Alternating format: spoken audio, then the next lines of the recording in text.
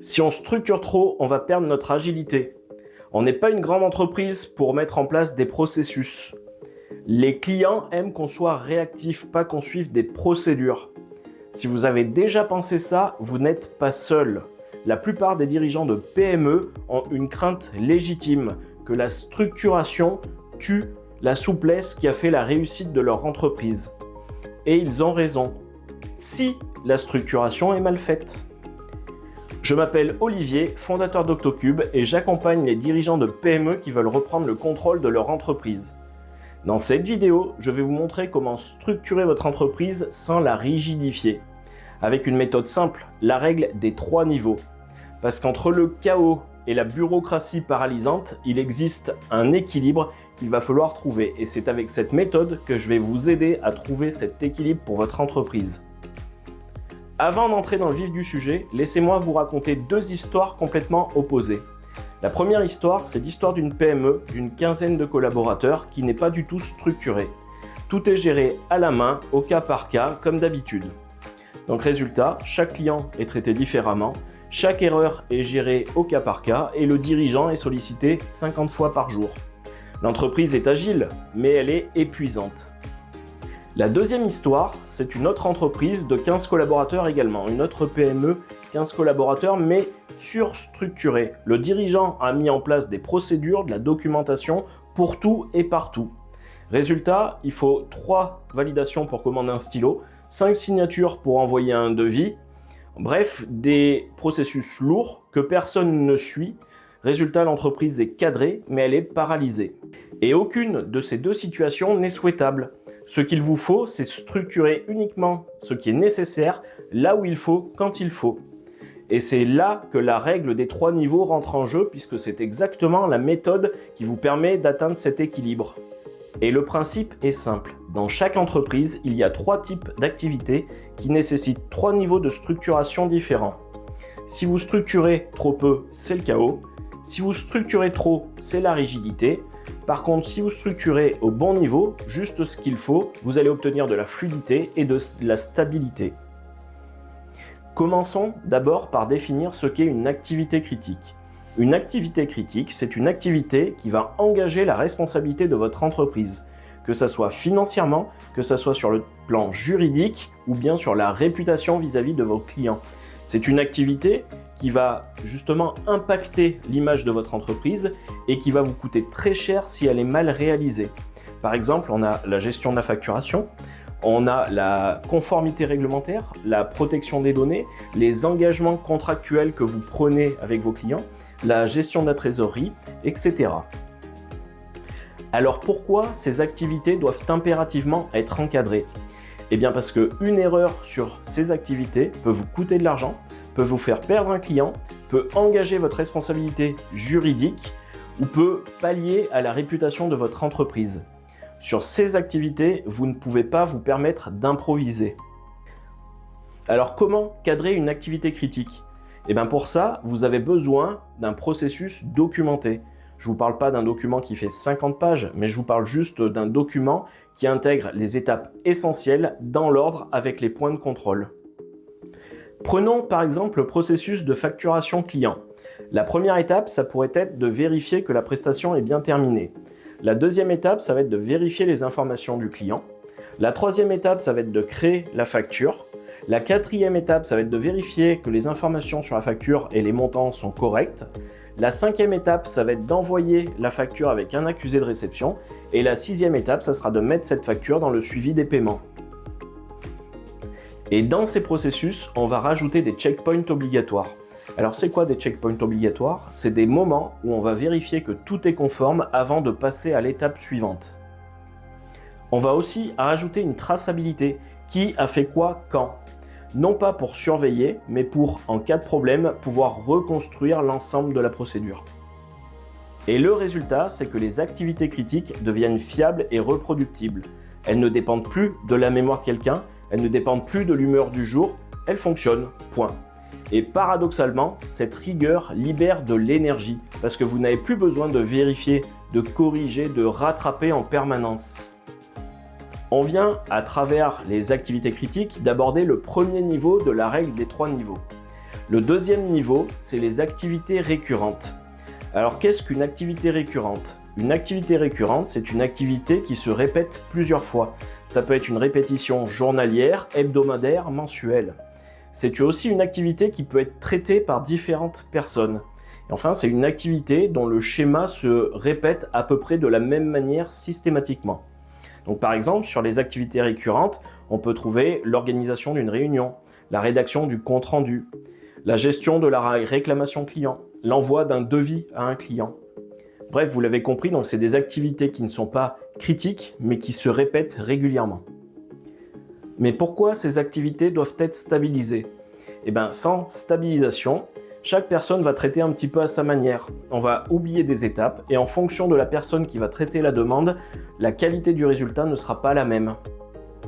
Donc c'est des activités qui n'ont pas besoin d'avoir un cadre strict comme les activités critiques. On va juste apporter un cadre léger qui va guider sans contraindre. Alors comment on va stabiliser une activité récurrente? On n'a pas besoin d'un processus détaillé. On a juste besoin d'une petite liste qui va nous guider à travers les différentes étapes essentielles. On va indiquer des bonnes pratiques et pas des obligations. Donc on va mettre généralement on fait comme ça et pas il faut absolument faire comme ça. Le résultat, c'est que les activités récurrentes sont plus efficaces sans être rigides, que tout le monde sait comment faire, mais que chacun peut adapter en fonction du contexte si c'est nécessaire, et surtout qu'on ne perd plus de temps à réinventer à chaque fois. Et le troisième niveau, ce sont les activités stratégiques et créatives. Alors qu'est-ce que c'est qu'une activité stratégique et créative? Eh bien, c'est une activité qui nécessite une réflexion profonde, qui va varier selon le contexte. Et surtout, c'est une activité qui va demander plus d'intuition, plus de créativité, de raisonnement qu'une activité critique ou récurrente.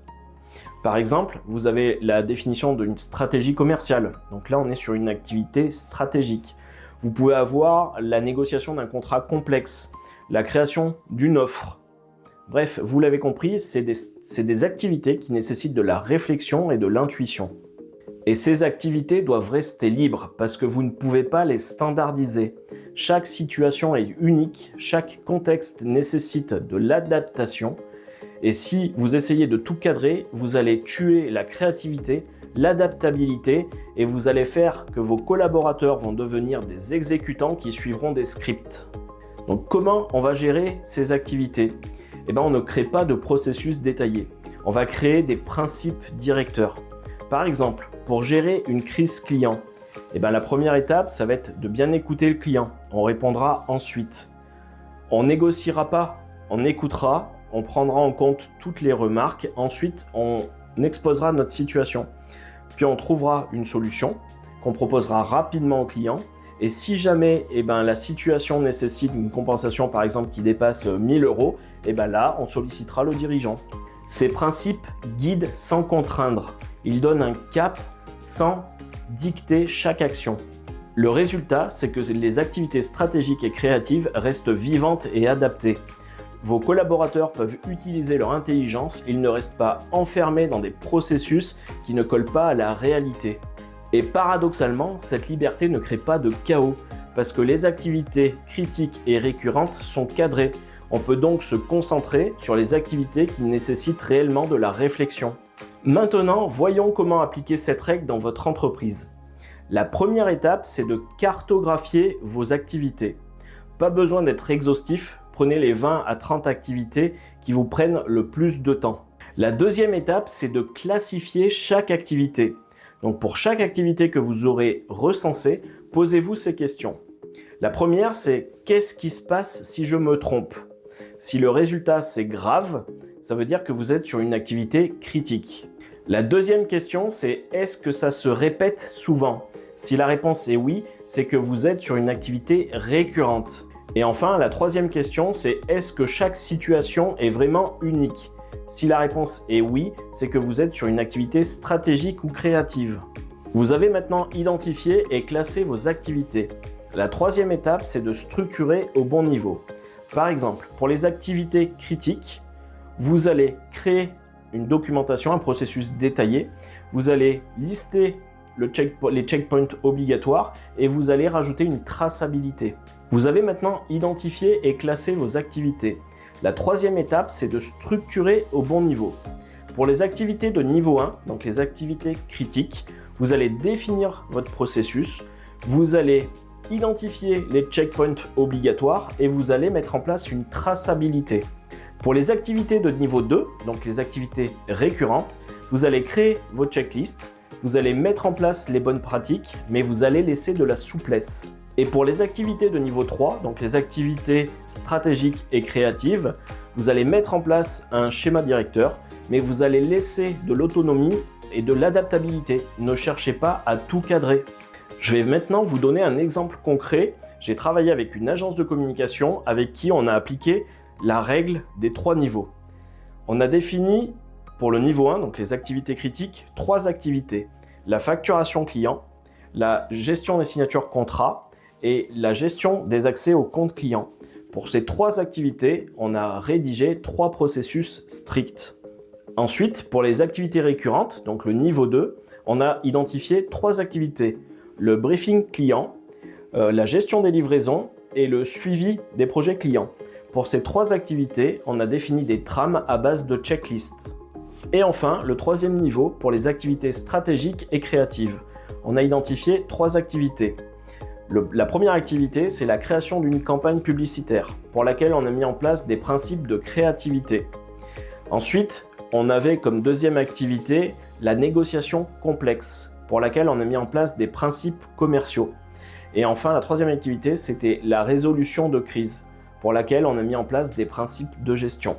Et le résultat, c'est qu'aujourd'hui, on a une entreprise qui est fiable sur ce qui doit l'être, donc le niveau 1, tout ce qui est critique, efficace sur ce qui se répète, le niveau 2, tout ce qui est récurrent, et agile sur ce qui demande de l'adaptation, donc le niveau 3, tout ce qui est stratégique et créatif. Donc on n'a pas rigidifié, mais on a structuré intelligemment. Je vais maintenant vous parler de 4 erreurs qui sont assez communes. La première erreur, c'est de tout mettre en niveau 1, tout mettre en activité critique. C'est le cas de l'entreprise surstructurée. Du coup, on crée des processus détaillés pour toutes les activités. Résultat, on paralyse l'entreprise. Comment éviter cette erreur? Eh bien, soyez honnête avec tout ce qui est critique. Si ça ne coûte pas cher, ce n'est pas du niveau 1. La deuxième erreur, c'est de tout laisser en niveau 3. C'est le cas de l'entreprise non structurée. Tout est géré selon le cas et du coup, le résultat, c'est chaos et épuisement.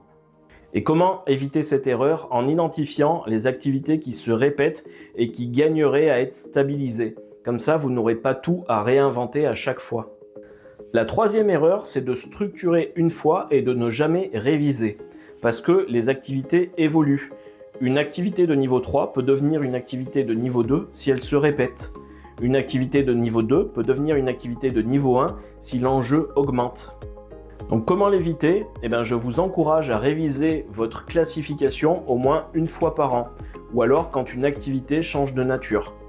Et enfin, la quatrième erreur, qui me tient beaucoup à cœur parce que je l'ai vue au cours de ma carrière trop souvent, c'est d'imposer sans expliquer. Si vous n'expliquez pas à vos collaborateurs pourquoi vous mettez des choses en place, vous allez vous exposer à une résistance. Comment vous pouvez l'éviter? Eh bien, en expliquant les 3 niveaux. Faites comprendre à vos collaborateurs que si vous structurez le niveau 1, c'est pour protéger. Si vous structurez légèrement le niveau 2, c'est pour gagner du temps. Et enfin, si vous laissez libre le niveau 3, c'est pour préserver l'intelligence de vos collaborateurs. Maintenant, je vous propose de passer à l'action sur les 7 prochains jours. Prenez le premier jour pour cartographier les 20 activités principales de votre entreprise. Juste leur nom, pas besoin de détails.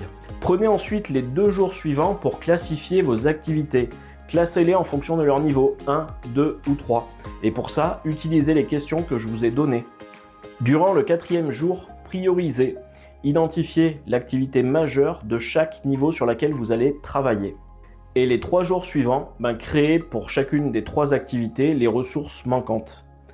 Limitez-vous dans un premier temps à ça et je vous assure que vous allez déjà voir et constater une différence. Et les prochaines semaines, vous pourrez améliorer cette gestion d'activités sur les activités que vous avez identifiées le premier jour. Et si vous vous dites en regardant cette vidéo, Olivier, j'ai du mal à identifier mes activités ou je n'arrive pas à les classifier, alors je vous propose un échange.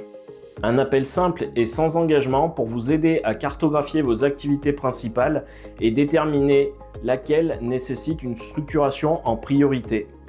Vous trouverez le lien pour réserver cet appel dans la description de la vidéo. Une dernière chose avant de vous quitter. Structurer, ce n'est pas rigidifier. Structurer, c'est mettre de l'ordre au bon endroit, au bon niveau. C'est cadrer ce qui doit l'être, c'est stabiliser légèrement ce qui se répète et c'est laisser de la créativité dans tout ce qui demande de l'adaptation.